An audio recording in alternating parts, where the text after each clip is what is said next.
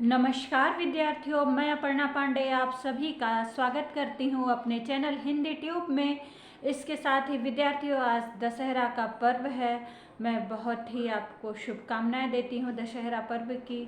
जैसा कि आप जानते हैं, दशहरा पर्व बुराई पर अच्छाई की विजय का प्रतीक है। तो इस चीज़ को आप लोग अपने जीवन में धारण करें और आप लोग प्रगति करें, उन्नति करें, ऐसी ही मेरी शुभ आशाएं आप लोगों के साथ है। विद्यार्थियों, मैं आज आपको पढ़ाने जा रही हूँ नागार्जुन की कविता बादल को घिरते देखा है। यह कविता आईएससी बोर्ड की पुस्तक काव्य मंजरी में संकलित है, जो कि क्लास 11th और 12th की पुस्तक है। विद्यार्थियों, आप अगर साहित्य जगत से परिचित हैं तो आप लोगों ने हमेशा से ये देखा होगा कि बादल किसी न किसी रूप में हमारे साहित्य का विषय हमेशा से ही रहा है। हमारे कवियों ने, हमारे नाटककारों ने बादल को अपने काव्य का विषय अवश्य ही बनाया है। बिना बादल के हमारी कविता सुनी सुनी सी लगती है। हमारे साहित्यकार हों, चाहे हमारे शायरी करने वाले लोग हों, बिना बादल के कुछ अधूरी सी लगती है कविताएं। तो नागार्जुन जी ने भी बहुत ही सुंदर ढंग से बादल का वर्णन किया है। किस तरीके से उन्होंने स्वयं अपने आँखों से उन बादलों को हिमालय के ऊंचे शिखरों पर घिरते देखा है, तो उसका मनमोहक वर्णन, एक सजीव चित्रण उन्होंने किया है। बहुत ही रसमय है ये कविता, बहुत ही सुंदर ढंग से लिखी गई है। आप लोगों को पढ़ करके बहुत ही आनंद आएगा। आइए हम लोग पढ़ लेते हैं पहले नागार्जुन जी का संक्षिप्त जीवन परिचय, उसके बाद हम लोग इनकी व्याख्या पढ़ेंगे। नागार्जुन के जन्म का नाम वैद्यनाथ मिश्र था। इनका जन्म सन 1911 में बिहार राज्य के दरभंगा जिले के तरौनी नामक गांव में हुआ। इन्होंने कविता, कहानी, उपन्यास जैसी सभी विधाओं पर अपनी लेखनी चलाई। युगधारा, प्यासी पथराई आंखें, खून और शोले, सतरंगे पंखों वाली, तालाब की मछलियाँ, हजार हजार बाहों वाली, रत्नगर्भा, तुमने कहा था, प्रेत का बयान आदि इनके प्रमुख काव्य ग्रंथ हैं। नई पौध, बाबा बटेश्वर नाथ, जमनिया का बाबा, रतिनाथ की चाची इनके प्रसिद्ध उपन्यास हैं। सन 1968 में इन्हें मैथिली में साहित्य अकादमी पुरस्कार तथा 1988 में मैथिली शरण गुप्त सम्मान और भारत भारती पुरस्कार से सम्मानित किया गया। इन्हें मध्य प्रदेश का कबीर तथा बिहार का राजेंद्र प्रसाद सम्मान भी प्राप्त हुआ। सन 1998 में इनका देहावसान हो गया। इनके काव्य में प्रकृति प्रेम, जीवन के उतार चढ़ाव, सुख दुख तथा मानवतावादी दृष्टिकोण की प्रधानता है। विद्यार्थियों, आइए हम देख लेते हैं व्याख्या। बादल को घिरते देखा है। आप लोग जैसा जानते हैं कि बादलों का सरस वर्णन हमारे कवियों ने किया है, हमारे शायरों ने किया है। प्रणय कलह छिड़ने की बात हो या प्रणय प्रसंग की बात हो, बिरहियों के मिलन की बात हो, और चाहे धरती माँ को सींचने की बात हो, बिना बादलों के सब कुछ अधूरा अधूरा है। तो आइए हम लोग पढ़ते हैं व्याख्या। बादल को घिरते देखा है कविता की। अमल धवल गिर के शिखरों पर बादल को घिरते देखा है। छोटे छोटे मोती जैसे उनके शीतल तुहिन कणों को मान सरोवर के उन स्वर्णिम कमलों पर गिरते देखा है। बादल को घिरते देखा है। तुंग हिमालय के कंधों पर छोटी बड़ी कई झीलें हैं। उनके श्यामल नील सलिल में समतल देशों से आकर पावस की उमस से आकुल तिक्त मधुर विस्तंत खोजते हंसों को तिरते देखा है। बादल को घिरते देखा है। अब कवि ने जो बादलों का दृश्य देखा है, उसका मनोहारी वर्णन वो अपनी इस कविता के माध्यम से सुंदर शब्दों में करते हैं। आइए देख लेते हैं क्लिष्ट शब्दों के अर्थ, उसके बाद मैं आपको इसकी व्याख्या बताऊंगी। अमल का अर्थ होता है मल रहित यानी कि स्वच्छ, तुहिन कण, ओस के कण, तुंग बहुत ऊंचा, सलिल पानी, पावस का अर्थ होता है गर्मी, आकुल यानी बेचैन, तिक्त का अर्थ होता है कड़वा, विस्तंत यानी कि कमल के फूल के रेशे, तिरते यानी कि तैरते हुए। कवि ने हिमालय के पर्वत शिखरों पर जो कि बिल्कुल अमल होते हैं, यानी मल रहित बर्फ से ढके हुए बिल्कुल सफ़ेद, तो ऊंचे पर्वत के शिखरों पर बादल को घिरते देखा है। वहाँ पर बादल का उमड़ना घुमड़ना, उसका घिरना, सफ़ेद पर्वत की चोटी पर जो बिल्कुल मल रहित है उस पर काले काले बादलों का घिरना स्वयं कवि ने अपनी आँखों से देखा है। और उन बादलों के छोटे छोटे मोती जैसे शीतल तुहिन कणों को, और वहाँ के बादल के जो बादल हैं हिमालय प्रदेश के, जितने वहाँ पर जो बादल घिरते हैं तो बादल से जो बूंद बरसती है, वो छोटी छोटी बूंदें वहाँ के मानसरोवर में जो कमल खिले हुए रहते हैं उन कमलों पर वो गिर करके जम जाती है। और प्रातःकालीन स्वर्णाभ सूर्य जब उन पर चमकता है तो वो बिल्कुल स्वर्णिम लगते हैं। तो कवि ने इतना सुंदर चित्रण किया है, इतना मनोहारी चित्रण किया है कि लगता है कि वह दृश्य स्वयं ही आँखों के समक्ष उपस्थित हो गया है। वो जो बादल के छोटे छोटे बूंद हैं, छोटी छोटी वर्षा की बूंदें हैं, वो हिमालय में स्थित जो मानसरोवर झील है उन पर जो कमल खिले हुए हैं उनके अंदर, उन पर वो बादल के बूंदें हैं वो गिर करके मोती जैसी जम जाती हैं। उन पर सूर्य की किरणें जब पड़ती हैं तो वो बिल्कुल स्वर्ण चमकने लगते हैं। ऐसे बादल का घेरना कवि ने स्वयं देखा है। तुंग प्रदेश के कंधों पर छोटी बड़ी कई झीलें हैं, उनके श्यामल नील सलिल में समतल देशों से आकर पावस की उमस से आकुल तिक्त मधुर विस्तंतु खोजते हंसों को तिड़ते देखा है। तुंग यानी कि ऊंचे हिमालय के कंधों पर, हिमालय की ऊंचाइयां पर वहाँ पर छोटी बड़ी कई आकार की झीलें हैं और उनका जल श्यामल, कोई जल काला कोई नीले रंग का जल है। तो वहाँ पर कौन आते हैं? समतल देशों से हंस आते हैं। किस लिए आते हैं? पावस की गर्मी से आकुल, यानी कि गर्मी का जो मौसम होता है तो समतल प्रदेश के पंछी चले जाते हैं पर्वतीय इलाकों की ओर जहाँ पानी पर्याप्त मात्रा में होता है। तो वहाँ पर समतल प्रदेश की गर्मी से आकुल हो करके हंसों को आते हुए, और तिक्त यानी कि कड़वे, मधुर का अर्थ होता है मीठे, विस्तंत यानी कमल नाल के रेशे को खोजते हुए, कमल को आते हुए, कमल की खोज में उनके विस्तंतु की तलाश में आते हुए हंसों को कवि ने देखा है।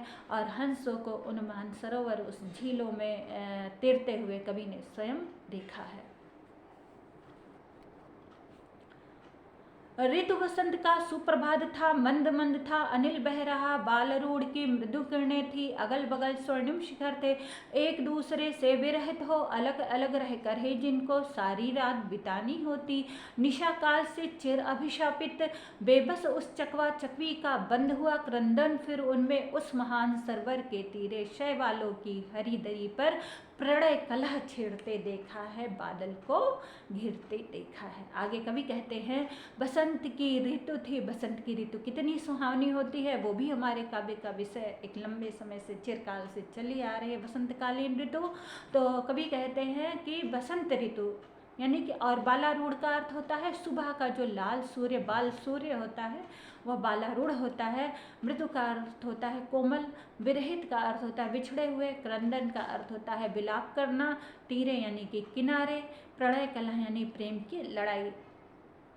कवि कहते हैं बसंत ऋतु थी और मंद मंद यानी धीरे धीरे, अनिल यानी कि हवा बह रही थी। बसंत कालीन ऋतु थी, हवा धीरे धीरे चल रही थी, और बालरूढ़ मतलब तुरंत निकले हुए सूर्य की कोमल किरणें बिखरी हुई थी, और अगल बगल स्वर्णिम शिखर थे, और वो जब सूर्य की सुबह के सूर्य की किरणें उन शिखरों पर पड़ रही थी तो बर्फ के कारण वो बिल्कुल स्वर्णिम लग रहे थे।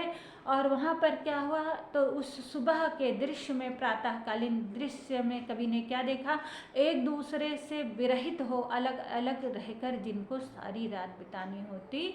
तो वहाँ पर कवि देखते हैं कि वो चकवा चकवी जो पूरी सारी रात एक दूसरे के लिए क्रंदन करते हैं, एक दूसरे के लिए विलाप करते हैं। निशा आने पर वो अलग अलग हो जाते हैं, तो फिर सारी रात वो अलग ही अलग होकर के एक दूसरे के वियोग में विलाप करते हुए बिताते हैं। वो चिर अभिशापित है, यानी लंबे समय से उनको शाप मिला हुआ है रात्रिकालीन समय में अलग रहने का। तो उन चकवा चकवी को कभी स्वयं उन प्रातः काल में उनको आपस में बात करते हुए, आपस में प्रणय कलह करते हुए, यानी कि एक तरीके से उन जब वो क्रंदन करते हैं और प्रातःकाल जब वो मिलते हैं तो जो ध्वनि होती है वो ऐसा लगता है कि वो आपस में प्रेम की लड़ाई लड़ रहे हों, एक दूसरे से बिछड़ने की शिकायतें कर रहे हों कि क्यों इतना बिछड़े थे। तो उस तरीके का सुंदर दृश्य जो वो विलाप करने के बाद मिलते हैं, एक दूसरे से लड़ाई करते हैं, उस चीज़ में कवि ने स्वयं अपनी आँखों से देखा है। वो चकवा चकवी जो बेबस होते हैं सुबह प्रातःकालीन, उस सुबह प्रातःकाल के समय वो मिल जाते हुए हैं। बंद हुआ क्रंदन फिर उनमें उस महान सरोवर के तीरे शैवालों की हरी दरी पर प्रणय कलह छिड़ते देखा है, बादल को घिरते देखा है। कभी कहते हैं कि उनका क्रंदन जो होता है, उनका विलाप होता है, तो वह सुबह के टाइम पे वो बंद हो जाता है कि वो आपस में मिल चुके होते हैं। और उसके बाद वहाँ पर जो हरे काई वाली घास होती है, शैवाल मतलब हरी काई जो होती है उसको कहते हैं, तो शैवाल हरे रंग की होती है। तो कभी कहते हैं कि फिर वहाँ पर जो शैवाल है उसकी हरी दरी पर उनके प्रणय कला, प्रणय की लड़ाई को मैंने छिड़ते हुए देखा है, बादल को घिरते देखा है। दुर्गम बर्फानी घाटी में शतशहर्ष फुट ऊंचाई पर अलखनाभि से उठने वाले निज के ही उन्मादक परिमल के पीछे धावित हो होकर तरुण कस्तूरी मृग को अपने पर चिढ़ते देखा है, बादल को घिरते देखा है। दुर्गम का अर्थ होता है जहाँ पहुँचना कठिन हो, शत शहर का अर्थ होता है लाख, अलख यानी जो देखा ना जा सके, निज का अर्थ होता है अपना, परिमल का अर्थ होता है खुशबू, धावित मतलब दौड़ते हुए, तरल का अर्थ होता है अस्थिर चंचल, तरुण का अर्थ होता है युवा। तो यहाँ पर कवि कहते हैं कि दुर्गम बर्फानी घाटी में, यानी ऐसी बर्फानी घाटी, ऐसे हिमालय के ऊंचे शिखर जहाँ पर पहुँचना सरल नहीं होता, बहुत ही कठिनता से पहुँचा जाता है, उस लाखों फुट की ऊंचाई पर अलख नाभि से उठने वाले, अलख का अर्थ होता है ना दिखाई देने वाली, जो कस्तूरी मृग होता है उसकी नाभि में ही कस्तूरी होती है और वो मनमोहक खुशबू वाली, बहुत ही अच्छी सुगंध वाली कस्तूरी होती है। और कस्तूरी मृग को ये पता नहीं होता है, तो वो क्या करता है, यहाँ वहाँ वो दौड़ता भागता रहता है, उससे लगता है कि ये खुशबू कहीं और से आ रही है और इसलिए वो दौड़ता भागता फिरता है। तो कभी कहते हैं ना दिखाई देने वाली नाभि से उठने वाली खुशबू के पीछे तरल मतलब जो अभी नया मृग हो, अस्थिर चंचल मतलब उसका चित्त चंचल है, और तरुण यानी युवा कस्तूरी मृग को उस कस्तूरी नाभि से उठने वाली खुशबू के पीछे जो कि दिखाई नहीं देखी है, कस्तूरी मृग को स्वयं उन्होंने अपने ऊपर खींचते चिढ़ते नाराज होते हुए देखा है, क्योंकि वो कस्तूरी मृग कस्तूरी की खुशबू की तलाश में इधर उधर घूमता है, पर उसे प्राप्त नहीं होती है। उसे ये भी नहीं पता होता है कि ये उसकी स्वयं की नाभि में है। तो जब वो उसे नहीं प्राप्त होती, वो चिढ़ता है, खींचता है, तो अपने ऊपर चिढ़ते हुए, अपने ऊपर खींचते हुए कवि ने उसको देखा है, बादल को गिरते देखा है।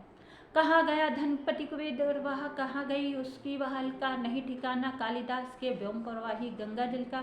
कवि अब आगे कहते हैं कि कविताओं में और जो हमारे पुराणों में वर्णित है कि अलकापुरी जो कि कुबेर की नगरी है, धन के राजा कुबेर की नगरी है, वो भी वहाँ पे है।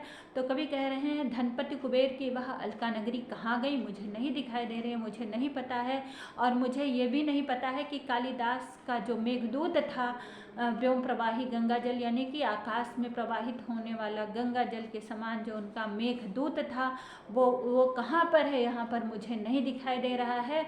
बहुत ढूंढा बहुत, तो उसको मैंने यहाँ पर बहुत ढूंढा, यानी कि कुबेर की अलका नगरी को और कालिदास के मेघदूत को, पर वो कहीं पे भी मुझे दिखाई नहीं दिया। पता नहीं कौन बताए, वह छाया में बरस पड़ा हो ना, यहीं पर हो सकता है कि वह मेघदूत भी यहीं पर कहीं व्योम में प्रवाहित हो गया हो, मुझे नहीं पता। जाने दो वह कभी कल्पित था, मैंने तो भीषण जाड़ों में नभचुंबी कैलाश शीर्ष पर महाबेग को झंझानिल से गरज गरज भिड़ते देखा है, बादल को घिरते देखा है। आगे कहते हैं कि जो मेघदूत था कवि कालिदास की कपोल कल्पना थी, वह कवि कल्पित कल्पना थी। मेघदूत जो था पता नहीं, मैंने तो उसे नहीं देखा, हो सकता है वो कवि की कल्पित कल्पना है। और पुराणों में जो पुराणों में अलका नगरी कहते हैं धनपति कुबेर की, हो सकता है वो भी कल्पित हो। तो ये सब कवि की कल्पित कपोल कल्पना है, मैंने वहाँ नहीं देखा। हो सकता है वो मेघदूत वहीं पर कहीं बरस बरस कर खत्म हो गया हो। तो जाने दो वह कवि कल्पित था, हो सकता है वो कवि की कल्पना रही हो, लेकिन वास्तविकता तो मैंने स्वयं अपनी आंखों से देखी है। मैंने तो भीषण जाड़ों में जब बहुत भयंकर ठंडी पड़ती है, बहुत भयंकर जाड़ा होता है, ऋतु होती है जाड़े की, तो मैंने नभचुंबी यानी नभ को चूमने वाली इतनी ऊंची ऊंची कैलाश के शिखरों पर, कैलाश के पर्वत के शीर्ष पर मैंने महामेघ को, बहुत भयंकर भयंकर बड़े बड़े मेघ आकार के मेघ को झंझानिल यानी तूफानी हवा से लड़ते भिड़ते देखा है। कैसे गरज गरज कर वो तूफानी हवा चल रही है और मेघ साथ में गरज रहे हैं, प्रलयंकाली मेघ हैं, तो वो आपस में गरज रहे हैं, दोनों का संघर्ष हो रहा है। मैंने बादलों की वो अवस्था भी देखी है। सत सत निर्झर निर्झरणी कल मुखरित देवदारू कानन में शोड़ित धवल भोजपत्रों से छाई हुई कुटी के भीतर रंग बिरंगे और सुगंधित फूलों से कुंतल को साजे इंद्रनील की माला डाले, शंख सरीखे सुगढ़ गलों में, कानों में कुबले लटकाए, शतदल लाल कमल वेड़ी में रजत रचित मणि खचित कला में।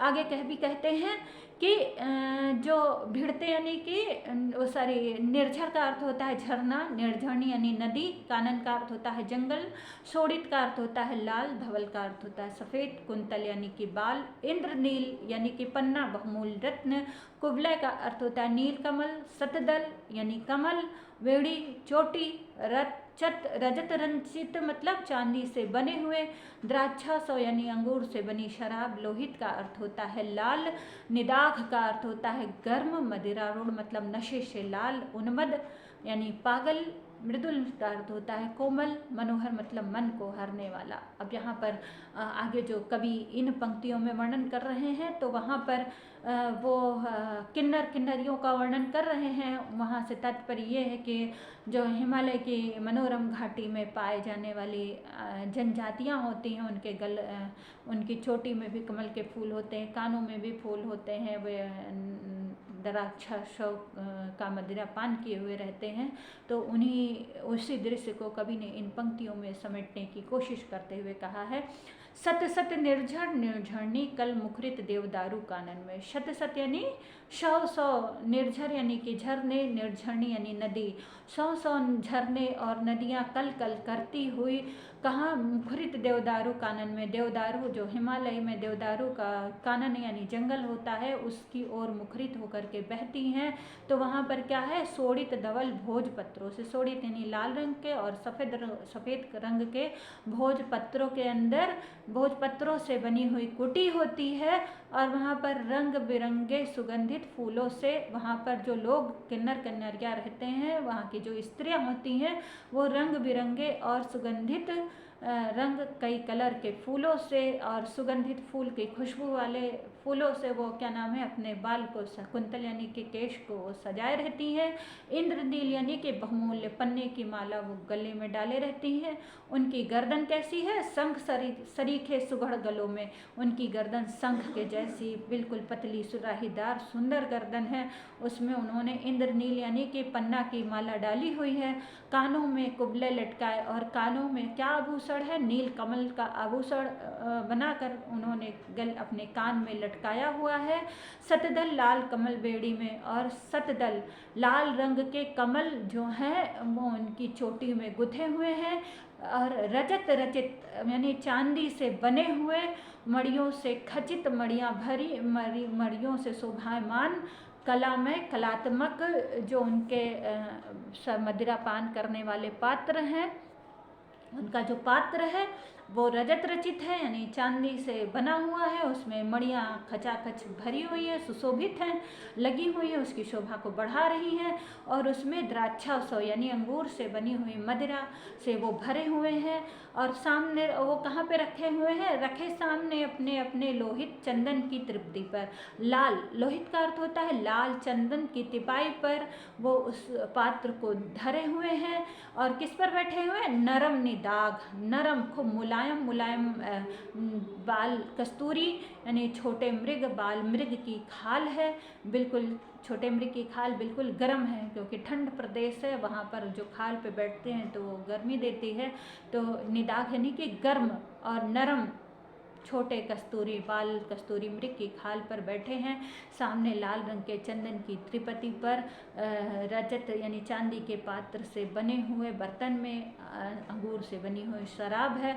और उसका पान करने के बाद मदिरारूढ़ यानी कि मदिरा के कारण उनकी आंखें लाल हैं। और वो किन्नर कन्हैया उन्मत्त यानी अपने नशे में बिल्कुल पागल किन्नर किन्नरियों को मृदुल यानी कि उनकी कोमल मनोरम यानी सुंदर अंगुलियों को बंसी पर फिरते देखा है। और मदिरा के नशे में उन्मत्त होने के बाद बिल्कुल बंसी की धुन को बजाते हुए उनकी कोमल कोमल उंगलियों को बंसी पर फिरते देखा, यानी बंसी को बजाते हुए उनकी कोमल उंगलियां बहुत ही सुंदर लग रही हैं। ऐसे दृश्य को कवि ने स्वयं देखा है, बादल को घिरते देखा है। तो विद्यार्थियों, आप लोगों ने देखा कि नागार्जुन जी ने बहुत ही सुंदर ढंग से, बहुत ही रोचक ढंग से और वहाँ के समस्त परिदृश्यों को अपनी कविता में समेटते हुए बादल के घिरने का इतना सुंदर, इतना मनोहारी वर्णन किया है कि इसको पढ़ने के बाद लगता है कि वह सारा चित्र स्वयं ही सजीव हो करके आँखों के समक्ष उपस्थित हो गया हो। इतनी सुंदर कविता है। आशा है आप सभी को ये कविता अच्छी लगी होगी और इसका अर्थ भी बहुत अच्छी तरीके से समझ में आया होगा। विद्यार्थियों, इसी के साथ मैं अपर्णा पांडे अपनी व्याख्या को समाप्त करती हूँ। आप सभी को बहुत बहुत शुभकामनाएं मेरे चैनल हिंदी ट्यूब की तरफ से। और आपसे उम्मीद करती हूँ कि व्याख्या समझ पे आने पर आप इस चैनल को सब्सक्राइब भी करेंगे। आप सभी को अपर्णा पांडे का नमस्कार, प्यार एवं आशीर्वाद।